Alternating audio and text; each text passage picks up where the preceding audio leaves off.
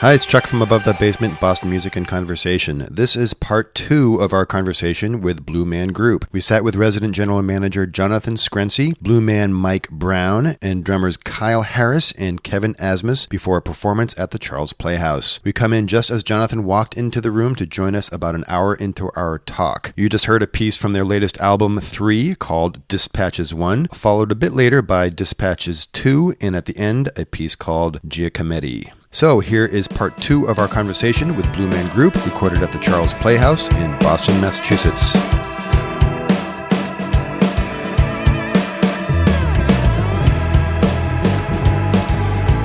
Hello, Jonathan. Good to see you again. Good to see you. Hey, come on in. Grab an orange chair. Were your ears burning? We literally just brought you up.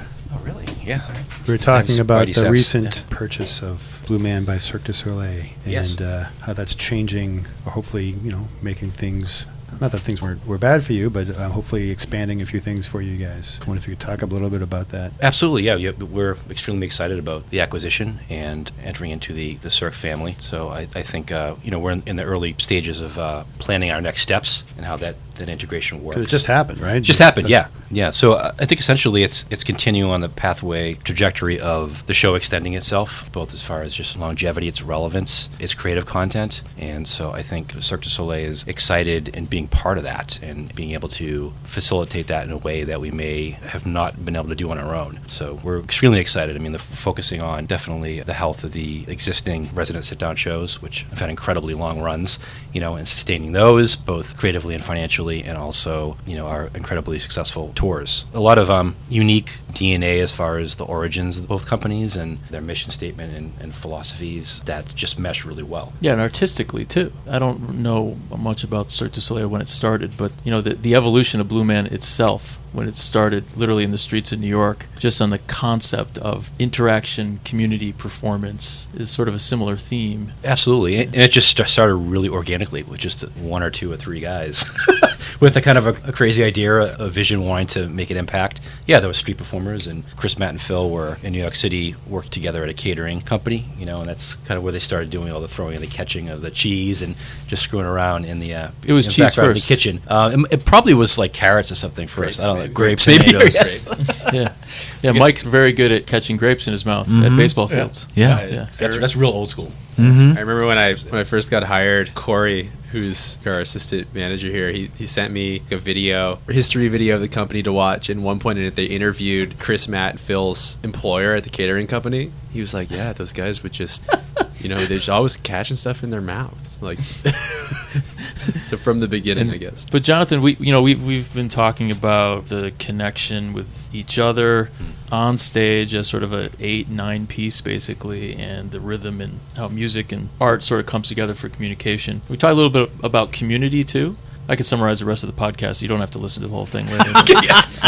Little synopsis. But I'm curious, we wanted to get a sense for, there's a reason why we're talking here in Boston, and what's special about this place. I think it was the second after New York, right? Yeah. What is it about Blue Man Group in Boston that has a unique factor? It's almost analogous to what Mike and what Kevin and Kyle were talking about. What's interesting is that the Blue Men are all similar, or they're kind of the same in a sense, but they're all have different personalities, and there's different nights. So it's almost analogous to the cities. There's a similarity of Blue Man, but what is it about Boston personality? Speaking to it from maybe the inside-out perspective first, I mean, Boston was the second show, and what was unique about it was that, it was the first show where the creators realized that, oh, wow, someone else can do these characters other than us.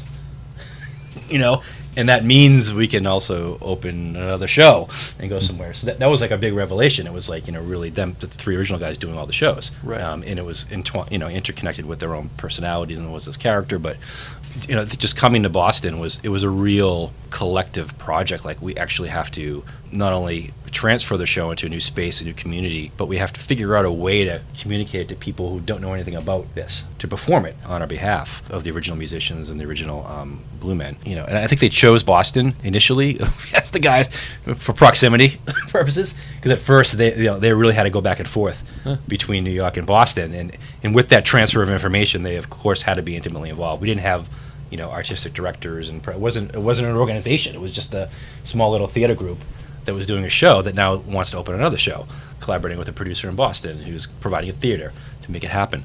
So, I think the connection to Boston just grew over the years of us growing up in this community. I look at around me and all the people that I've worked with that have come through the show. It's pretty amazing. It cuts across people who are in the music scene and in the theater scene, people who have gone to Emerson and studied, and so it's this continuously renewing place where artists who are either living here or going to school here are able to kind of come together and participate in this Blue Man project and kind of make their own imprint on it and take something away from it. As the show's evolved, we've been here 15, 20 years, one of the things that we've really tried to focus on are these kind of outreach events like the Drum Off. Yeah. What I like about that is having a show that's been here for so long, there's a certain amount of, I am a Bostonian, but also as an extension, the theater that I'm lucky to resident general manage, is part of this community too. We're doing a show, there's entertainment, it's a ticket, there's a transactional thing, but there's something else beyond that. That's something I'm very personally connected with, and I think most people here are as well. So I'm hoping some of that maybe just translates, and that is what people kind of read. I think it's funny when you ask people, and this is not uncharacteristic to maybe Chicago too, which is the third show that opened up, but I think it happens maybe a little more in Boston. If you ask people kind of where Blue Man started, they were like, oh, it started here, right? Mm-hmm. Yeah, this was the first. They almost like brag about it, like, yeah, I like Blue Man Group. I was in Boston the first time. And so a huge part of our audience are locals that have seen the show and come back and see it. Mm-hmm. They maybe saw it like in college, or they were doing, or they're bringing their kids, volunteer ushering with their kid. Now they're bringing their kids back. They remembered it as being this kind of rite of passage thing. There's a certain point in their life that really connected with them. They want to expose the kids to it. So there's kind of that Bostonian generational thing that kicks in as well. It's cool that there's a show that's still kind of relevant and speaks to people, and that's still what kind of amazes me. Little kids, adults, you see it a couple times. It's something worth revisiting. At different times in your life with different people who are important to you. And that speaks to the bond in every show that Mike was talking about. It's a very people tight can come family. come out of the show literally and have that sort of feeling of a community and a bond of something they just experienced together that was very unique. I mean, that is the ultimate point of the show. I think if you want to distill it down to, it's we talk about it, we're a catchword, but like connection and connectivity, the cheese, the art, the commentary. The end point it's bringing people together in some special way that they don't get to do in normal everyday circumstances in life, or even how they interact with a show. Like, what is a show and the presentation on stage, breaking down that barrier, and connecting is the way to do it, through nonverbal gestures, through music, through physical interaction. So it manifests in the performers, in the community, and then it's a deliberate part of the show where we try to engage people on that level. So we have to kind of distill it down. What's unique that people take away from the show that makes them kind of feel passionate about it, or a certain sense of ownership? But that was a really unique experience that happened at this theater here, where I live in Boston. That was pretty cool. I think that whole connection moment is probably at the core of it. Absolutely. Mm-hmm. And I think you only are more successful at spreading the idea of community and connectivity when you already have it at the place that you're doing it. And here in Boston, we are a huge, tight-knit group of friends, and therefore we're a family. And we're all kind of cut from the same cloth. Whether we're musicians, actors, or technicians, we all have the same interest of creativity and doing something different and looking at the world in a different way than most people do, because we want to be a part of it, or we want to change it. I also think a few things connect to why the show is so successful in a communal way. One thing is our awesome marketing department, who completely, and now I'm getting the eyes from Jamie, so I was successful. No, I'm in all seriousness. We are really well seen throughout the city, and I think that makes it, when people come to Boston, Blue Man Group is a thing to do in Boston. It's a very specific thing that people are like, oh, you're here for the night? Have you seen Blue Man Group? The show's awesome. It's very special here. I think the other thing that really speaks to that is the history of the Charles Playhouse. It's almost a mecca. It's a very special place to me. I'm facing it right now. Yeah, it's beautiful. Go put your head on the wall. It's a brick wall right now at the window. But it's a very special place where art happens every night. Not only Blue Man Group, but we also have Sheer Madness in the Basement, which is U.S.'s longest running play. And that's a very special thing. That's something I think about a lot, that this building makes this magic thing happen every night for hundreds of people. There's got to be something tangible and awesome and magical about that draws people.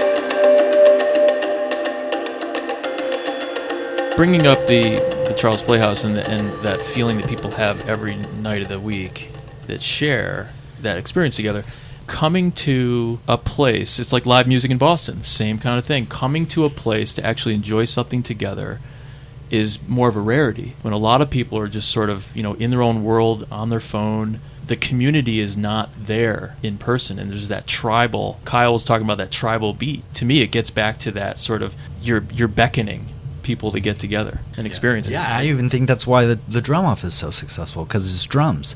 It's a tribal, communal thing. When you hear drums, it affects everybody internally in a real way. So people are going to come out to that drum off just to be rocked. By the way, the drum off is September 30th, and it is at the Berkeley Beantown Jazz Festival. We talked about it before. Actually, Kyle gave a much more eloquent discussion of the Blue Man Group Boston Drum Off. But please go to blueman.com/Boston Drum Off. Nailed it. Yes. I don't even know who you are anymore. Jonathan, one thing, you're the longest tenured, at least in the room, right? I was curious as if there's some kind of change that you've noticed from when you first opened up in Boston today. Has there been a progression of some sort? Has it really just been kind of, you would reinvent the music and all that? First of all, how often do you do that? And secondly, what do you notice that is definitely different from when you began to where you are today? Or is there a difference? Some things have changed and some things have stayed the same in the best sense. So I think we think of ourselves as evergreen company. We look at the show and I think our creators evaluate it and say, is this still relevant? I mean, and part of it is social commentary and staying what's relevant and having those elements introduced. So I think that's typically how they approach changing material. Is it a time to kind of evolve it to something a little different? And it's never really 100% whole scale new show. It's usually, is there something that is developed? And sometimes at first it gets applied to maybe one of the tours because it is of the moment, and it makes sense that it's something that can be shared in multiple shows and multiple locations. How does that happen? So is there an example of something on tour that someone thought of or someone came up with? And I don't know if that's going to dovetail into the whole Cirque du Soleil connection, but is there a connection with other markets or other cities that will be disseminated? Yeah. Or does it have to be? No, it doesn't have to be. And it's not really a programmed thing either. We've operated for a lot of time. Does it feel right to do that? I think the scale of the shows are different as well. So if you're doing, we've gone from playing, we still do concert arenas and different variations of shows we had in Vegas where there was a larger theater space. The whole scale of like the Blue Man experience, what works in one space might not work directly. At least with the smaller shows, which are really New York, Boston, and Chicago, there's a certain intimacy to the space itself that lends itself to the character really translating and connecting. It's less about having to fill a huge, enormous space with lights and overwhelming sound. So there's an art to that and a coolness to some of the larger production things, but I think the Blue Man occupies a different space within those productions and is less of maybe a primary driver. So I think in Boston, just the way, if you've been to the Charles Playhouse, we kind of have that wraparound balcony. You can see the audience and they can see you and they're all around you. And I think that's the filter through which we'll gauge, like, hey, we have this new piece we come up with, and would it work in Boston? Would it work in Chicago? Would it work in Astor? And how we maybe adapt it to make it work and morph it to that?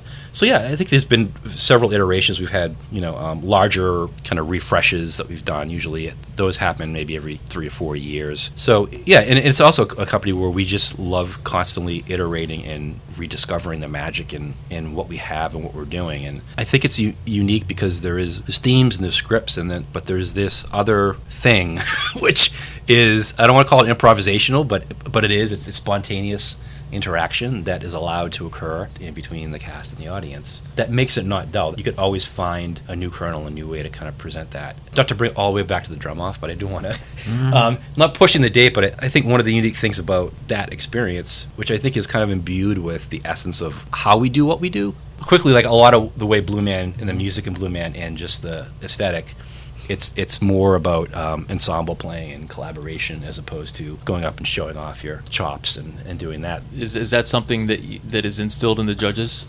This is now the 4th year where they're looking for a certain musicality. Absolutely, yeah. Musicality, and that was also the first year we just had it was just the drummers playing, and we really thought a cool add to this would be, let's incorporate the ensemble. Let's incorporate our ensemble.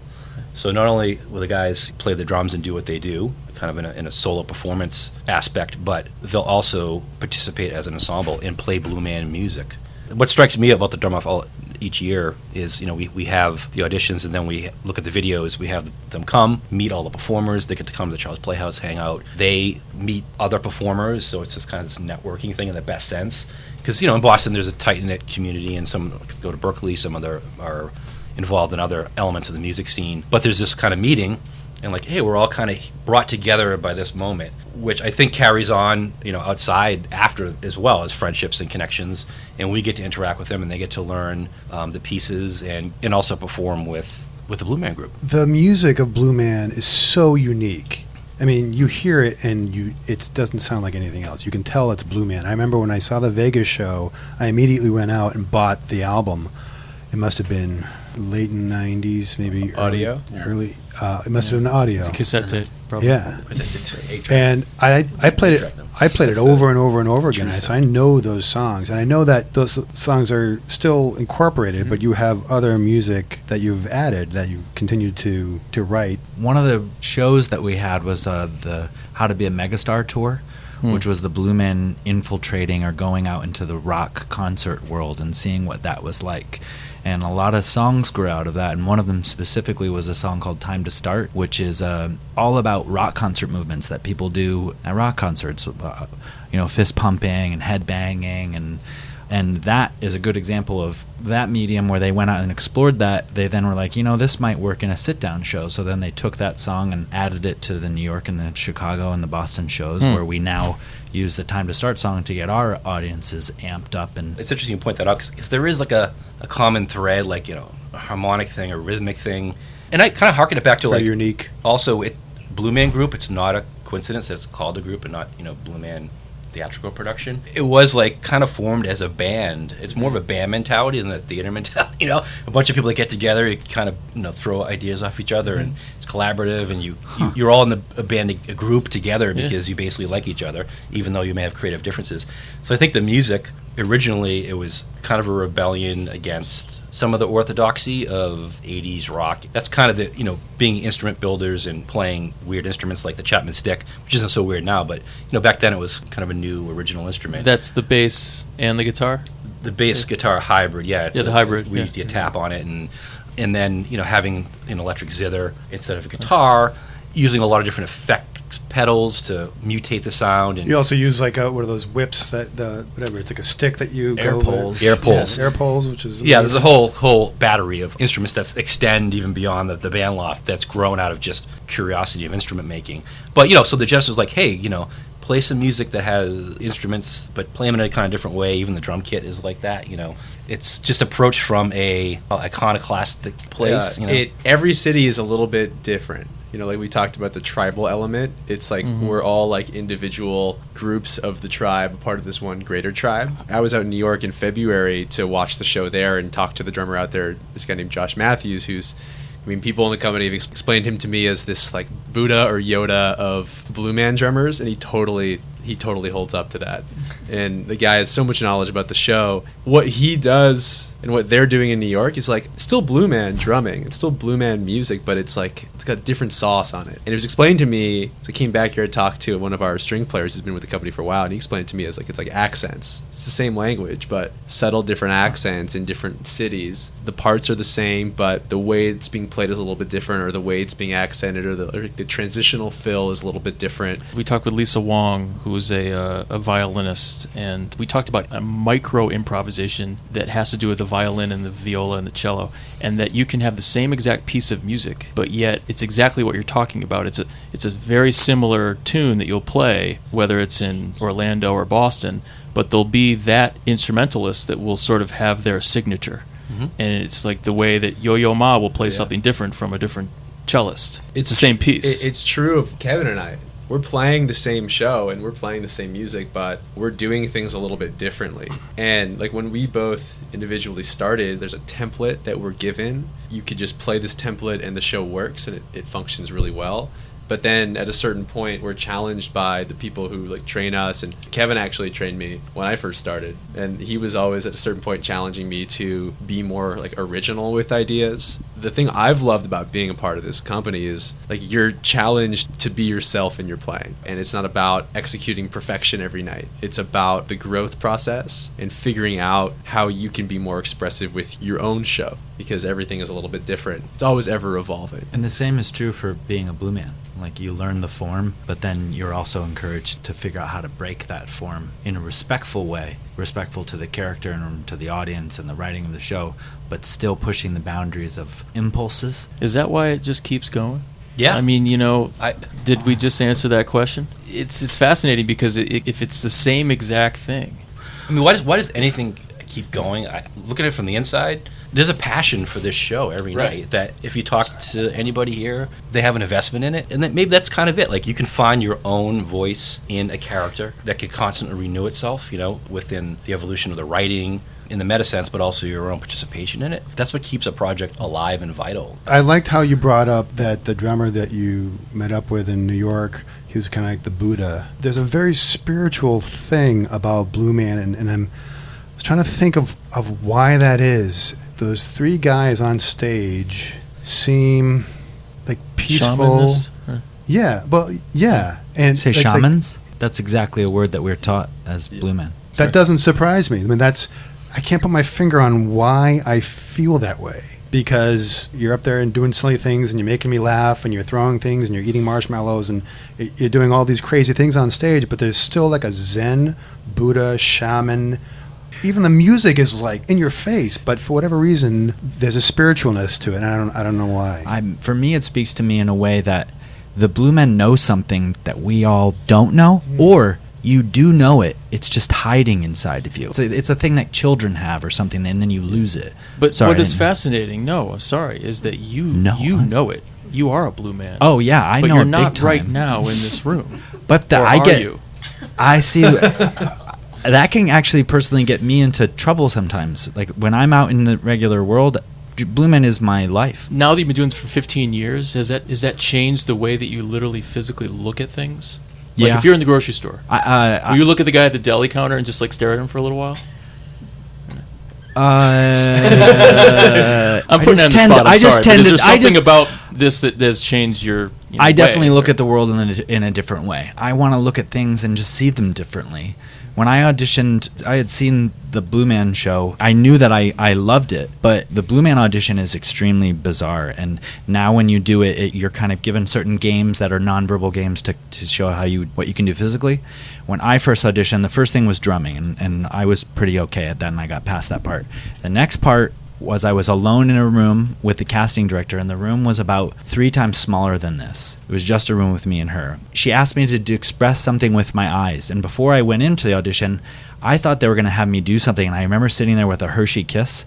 I always like to think that if the Blue Man right now is not really interested in that cup, they're interested in the straw. And the Blue Man would probably take that straw of this Starbucks cup and make an instrument out of it or something, I don't know if this is kind of necessary, but it's something different. And so I was there sitting with this Hershey Kiss, and I just got rid of the Hershey Kiss and had the wrapper and started crinkling it. And I thought maybe that's what they were going to have me do in the audition, and look at the world in a different way.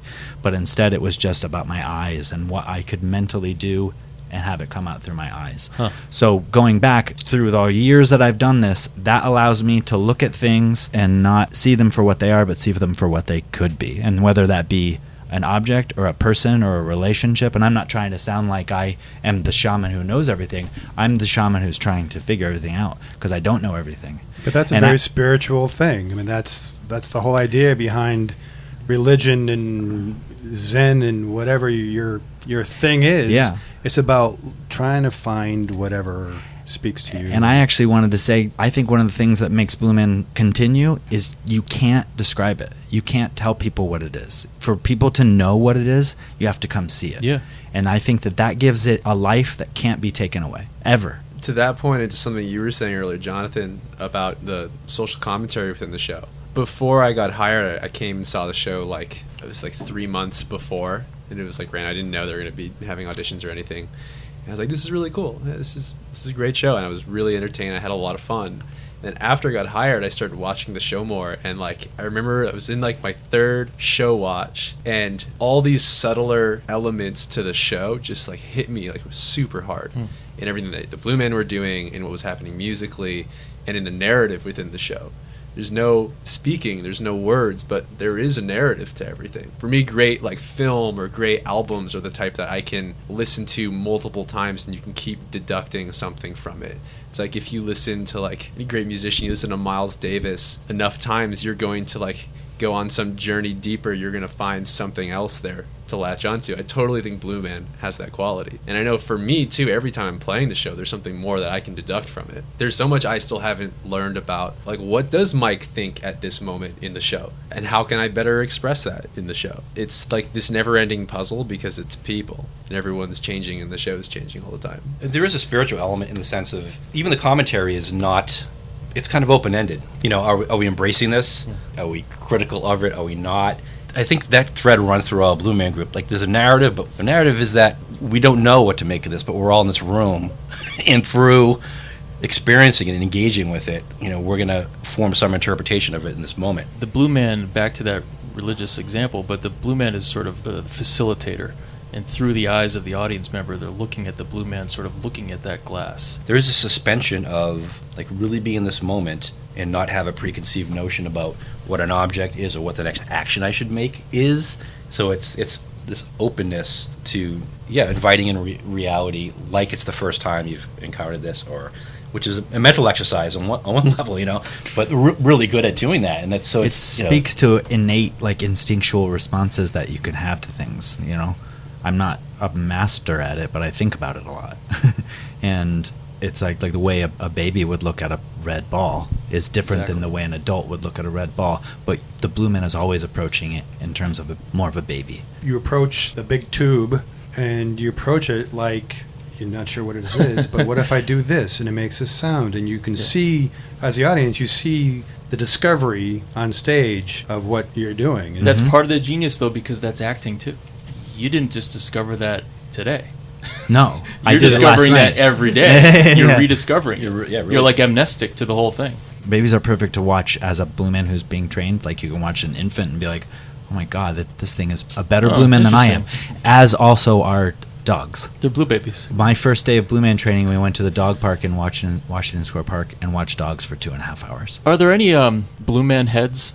What? In other words, like a dead head or a fish head? Or, are there anybody fans. that you like? Blue Man groupies. That's what they literally fans. come here. They're super fans. Yeah, super fans. Yes, and you recognize someone all the time. There's a lot of really great people who love the show, and they come back for more, and they will bring us gifts. They've made T-shirts for us, and so oftentimes when they come as big groups, they'll sit and they'll have special reactions to parts that they know are coming up, like they hoot and holler at a space where we know that they want them to hoot and holler. They get it. Yes, they get it. Because I went to an amusement park, I don't know, last year. So we went to this roller coaster, and there was a guy there in line that said, "I'm a coaster fanatic," or whatever. Anyway, so he goes all around the world to go to different roller coasters. And it just reminded me, are there people that travel and sort of tour with you guys or say, "Oh, I saw Blue Man in Berlin"? Absolutely. Must be, right? Yeah. So people will see the Vegas show, and there's a whole group of people who build their own instruments that have been inspired by the Blue Man Group. And I think that's what is inviting about the show, because you're pushing for that connection. It's not the typical performer audience barrier that's there. You walk away going, this isn't this like thing up on high. It's like there's a specific gesture that the Blue Men have where we have our upward arms like this, and when we're leaving at the end of the show and we're doing that, it can totally be seen as and thought of as thank you and goodbye. But really what we're doing is we're saying, remember everything that we just did? Don't forget it. Hold on to it. And put it in a really special place because you can do it too. Hold on to that. It's very special what we're doing. What Don't forget. It's a moment. It's a very powerful moment at the end when you do that. And what's the music like? Isn't it some like powerful like it's a what is it? You don't have to sing it. It's very monumental. Yes, it's triumphant. It's a triumphant. Yes. It's very triumphant. It's the culmination of everything. It's awesome. And you don't want to forget it. What the show creates has to be held on to. and it's yours to hold on to it, because the Blue Men we have to go. We hope that we were successful in doing it, but in 3 seconds the lights are going to turn out and we're not going to exist anymore. But what we did here is in the air, and that's another thing that will help you retain what you've learned or experienced from the show. Well, thank you guys. This was fantastic. Really, I've always loved Blue Man, and I'm psyched to see it tonight. But it's a special thing you guys got here. It really is. Yeah, thanks. It is. I feel very fortunate. Absolutely. And grateful to be. It's a lot of fun. This together, yeah. Yeah, it is. It's a lot of fun. Yeah, it's been a great day. So thanks so much for your time. Thank you. Thank you for coming and for having us. Our pleasure. And don't forget, September 30th. So submit your videos by September 11th, right? To blueman.com/Boston Drum Off. Wow. So you guys didn't know I was going to do that.